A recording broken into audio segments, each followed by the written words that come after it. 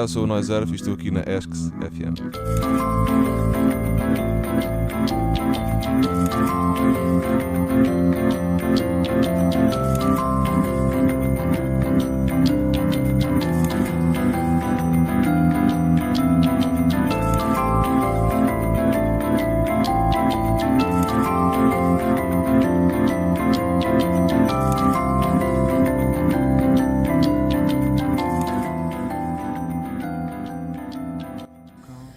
Boa noite. Eu estou aqui com o Noiserve. Olá, David.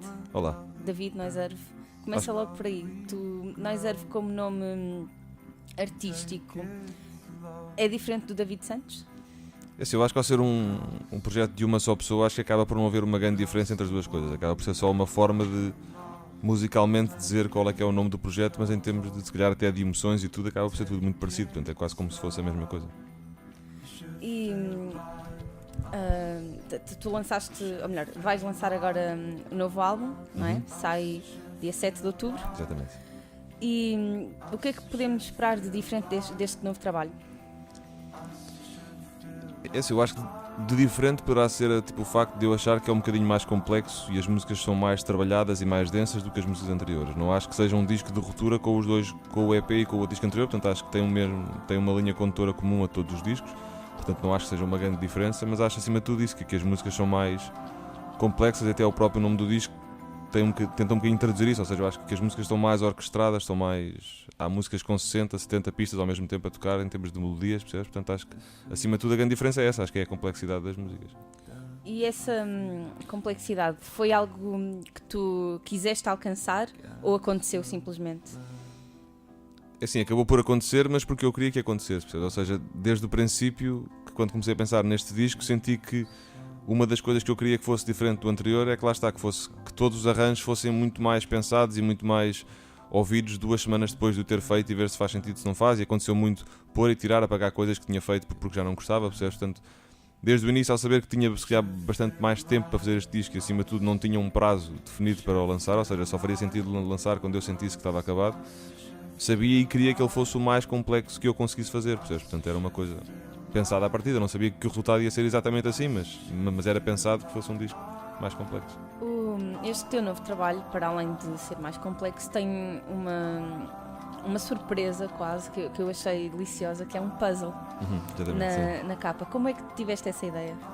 Assim, a ideia do puzzle vem muito da ideia do que foi este disco também para mim, ou seja, se calhar nos discos anteriores os discos eram quase como que uma compilação de músicas que eu ia fazendo e acabando, e se calhar quando tinha 12, 13 músicas acabadas, acabava por juntar aquilo tudo e fazia um disco.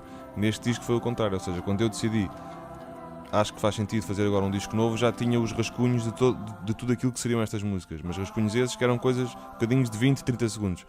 Ou seja, para mim, eu quando olhava para aqueles rascunhos todos, era quase como que se visse um puzzle totalmente desconstruído, em que se calhar só haveria uma forma de o construir bem, forma essa que acredito que seja este resultado final, percebes? Portanto, a minha ideia de ter o puzzle foi, por um lado, bater um bocadinho nesse conceito do que foi o disco e que ao princípio seria um puzzle desmanchado, e depois, por outro lado, como também foi um processo longo, lá está, de 2, 3 anos para fazer estas músicas todas, eu próprio passei durante esses 2, 3 anos por diferentes estados de espírito, por diferentes emoções, por diferentes coisas, e essas emoções podem também ser traduzidas num puzzle desmanchado, porque depois ainda por cima, como aparece a minha capa, tipo a minha cara de frente e de trás, acabam por ser os diferentes estados de espírito que eu tive durante o processo do disco. Umas vezes estava, se calhar, de frente para o mundo, outras vezes estava de costas, umas vezes estava de frente, mas meio desconstruído, outras vezes de costas, mas meio desconstruído, percebes? É um bocadinho, foi uma ideia que conceptualmente depois acabou por encaixar em todas as ideias que o disco tinha, portanto fez sentido fazer assim.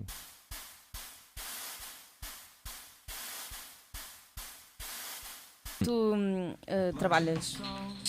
olhem, acabei de deixar aqui as peças todas do puzzle. Foi Noiserve ao chão.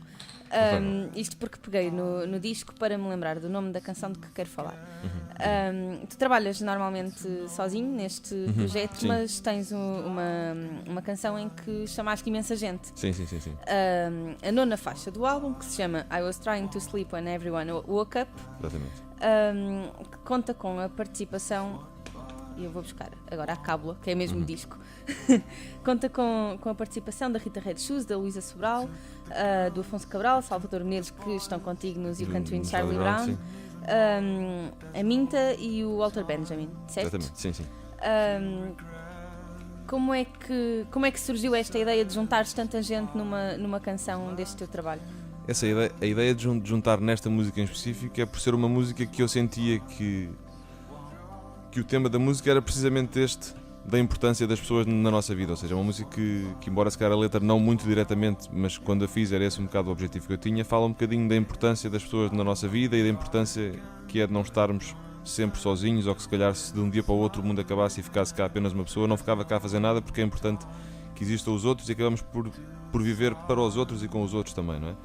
Então foi uma das únicas músicas do disco em que eu senti que não fazia sentido isto ter aquela ideia comum a todas as músicas em que eu estaria a cantar tudo sozinho, e que faria sentido quase como que uma analogia para a vida real, eu começar a cantar sozinho e de repente ser invadido por uma série de pessoas a cantar comigo, não é?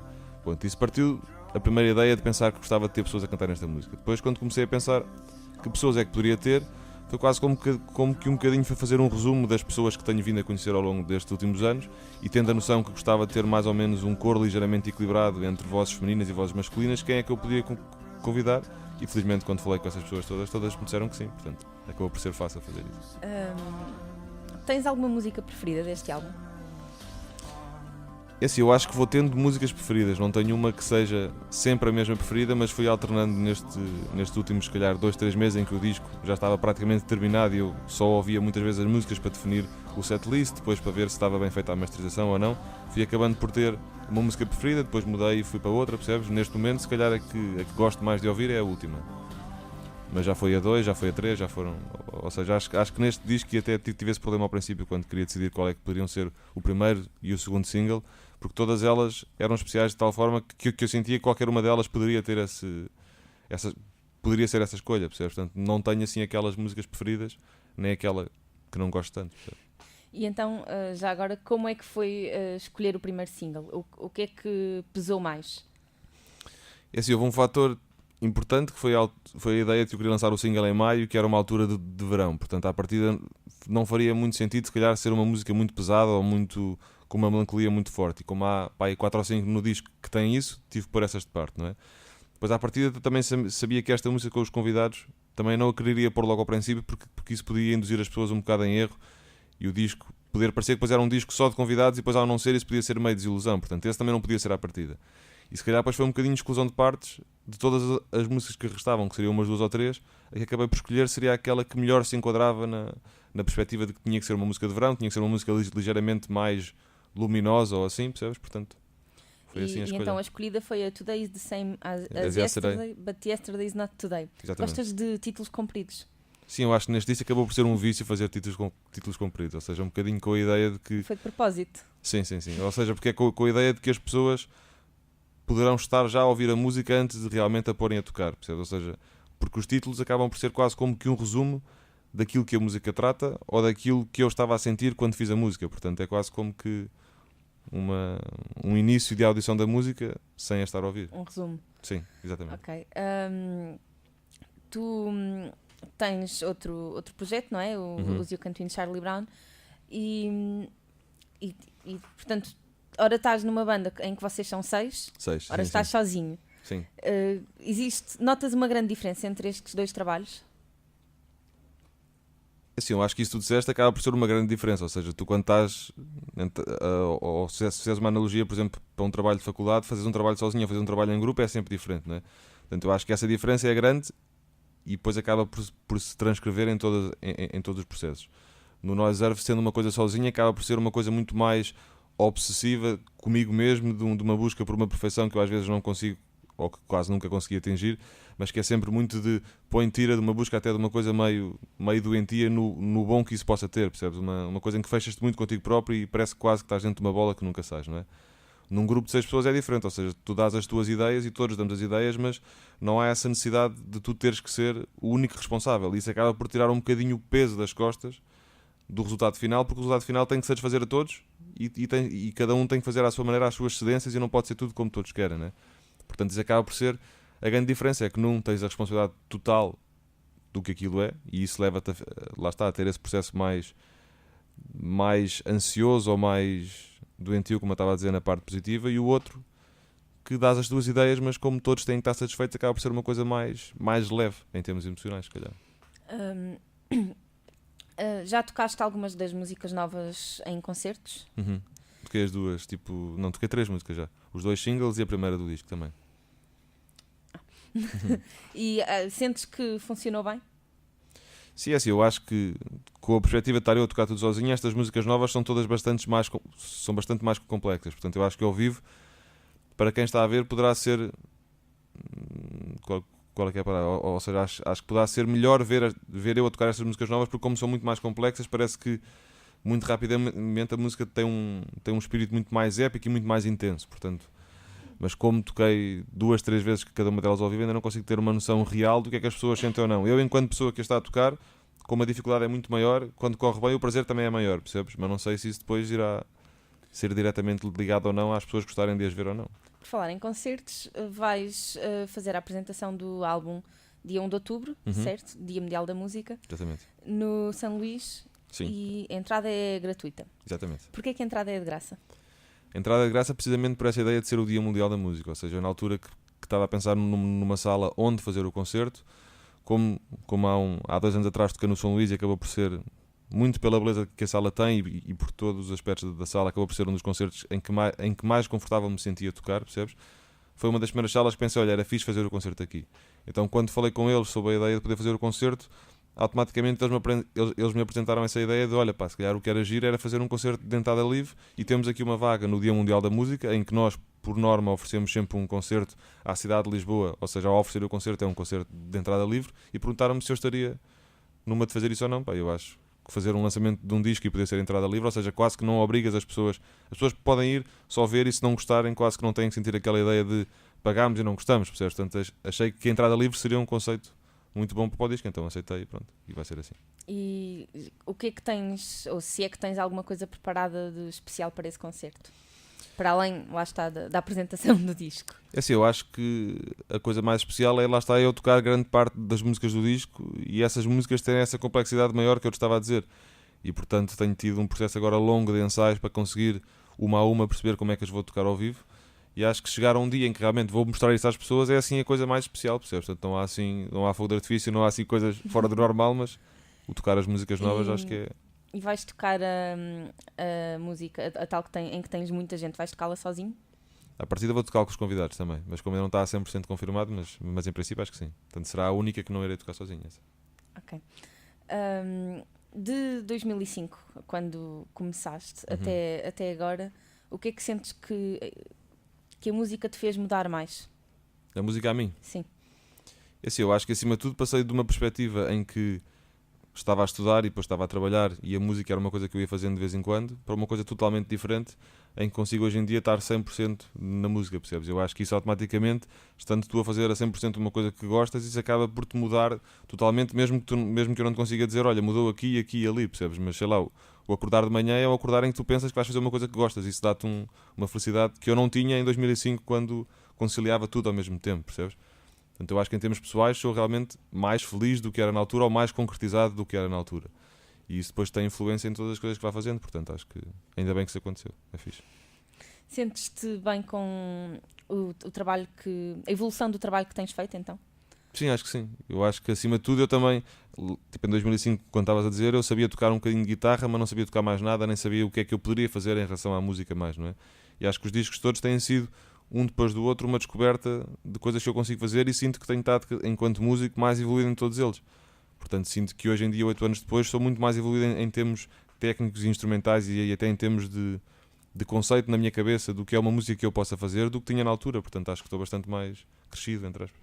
E gostas mais de construir as músicas ou de as tocar ao vivo? Eu gosto das duas coisas, eu acho que são as duas coisas importantes. Eu acho que o construir a música acaba por ser aquele processo meio doentio e obsessivo que estava a dizer há bocadinho, mas acho que depois disso e depois de tu fazeres uma música que tu sentes que gostas, a música é como só fica finalmente terminada quando sentes que ela chega às pessoas e as pessoas gostam de a ouvir, porque se as pessoas não gostarem de a ouvir, parece que o trabalho que tiveste foi um bocado em vão, não é? E tu só percebes se as pessoas gostam realmente das músicas quando tu as tocas para elas e sentes que elas gostam do que estão a ouvir. Portanto, acho que são as duas partes importantes e não tenho assim... E gosto realmente das duas, porque acho que são um complemento uma da outra. Uma não faz sentido sem a outra. Preferes tocar em salas fechadas ou em espaços ao ar livre? Eu acho que em salas fechadas a música funciona melhor. Embora das experiências que tenho tido em festivais maiores abertos, também tem, felizmente, corrido sempre tudo bem, percebes? Mas acho que num auditório fechado parece que a música bate no fundo da sala e volta para mim, e dessa forma envolve as pessoas mais do que num sítio ao ar livre em que a música tem que chegar o mais longe possível, não é? Portanto, acho que em sítios fechados funciona melhor. Então, qual é a sala onde ainda não tocaste e onde gostarias muito de vir a tocar? Sei lá, olha, ainda não toquei, quer dizer, já toquei na Ala Magna, mas foi só uma música num aniversário da Antena 3, portanto, se calhar fazer um concerto inteiro na Ala Magna podia ser fixe, até porque é um dos sítios onde vi concertos com o melhor som e que mais gostei de ver.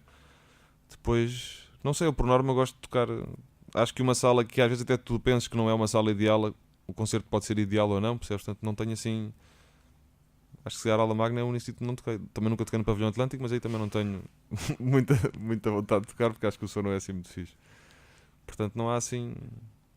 Toquei no Coliseu uma vez, tipo há uns anos atrás, na primeira parte de uma outra banda, mas se um dia puder fazer um concerto em nome próprio no Coliseu, será assim, meu Deus. Mas pronto, se isso acontecer também não digo que não, mas pronto. Portanto, onde é que esperas que este disco novo te leve? acho que acima de tudo me leve a que daqui a 2 anos esteja a fazer outro disco, percebes? Que isso quer dizer que se durante 2 anos eu continuar com um concerto e as pessoas forem gostando da música e eu sentir que lá está a necessidade e a vontade de fazer um outro disco, quer dizer que este disco correu bem. Agora não sei. Eu tento não fazer muitas expectativas para não apanhar grandes desilusões, portanto espero que as pessoas gostem das músicas e a partir daí que as coisas vão acontecendo. E onde é que tu queres levar o novo disco? Eu por mim levava a todo lado, acho que quando a pessoa faz as músicas, falas em casa sozinho, fechado, entre aspas, naquele buraco que é o estúdio pequenino, não é? E o objetivo será sempre que depois que as músicas cheguem ao máximo possível de pessoas. Portanto, por mim levava o disco a todo lado, mas em Portugal hoje em dia sinto que é um bocadinho mais fácil de conseguir chegar a grande parte dos sítios. Lá fora não é assim tão fácil, mas espero aos poucos e poucos ir conseguindo mostrar as músicas a toda a gente. É um bocadinho isso. Sentes que a tua música funciona tão bem no estrangeiro como em Portugal? Dos concertos que fiz lá fora fui sentindo isso sempre. Portanto, fiquei sempre com essa expectativa que se um dia arranjar se calhar uma editora lá fora que aposte, que decida apostar nas minhas músicas, que acho que pode funcionar tão bem lá fora como cá dentro. Obrigada. Obrigado, eu. Acho que é isto. Tens alguma coisa especial a dizer aos nossos ouvintes de Sala de Projeção? Se não tiveres, não faz mal. Não, acima de tudo, que se tiverem tempo e paciência, que ouçam o disco. E que depois vejam se gostam ou não. Acho que é a única coisa. Sim. Então, obrigada. Obrigado.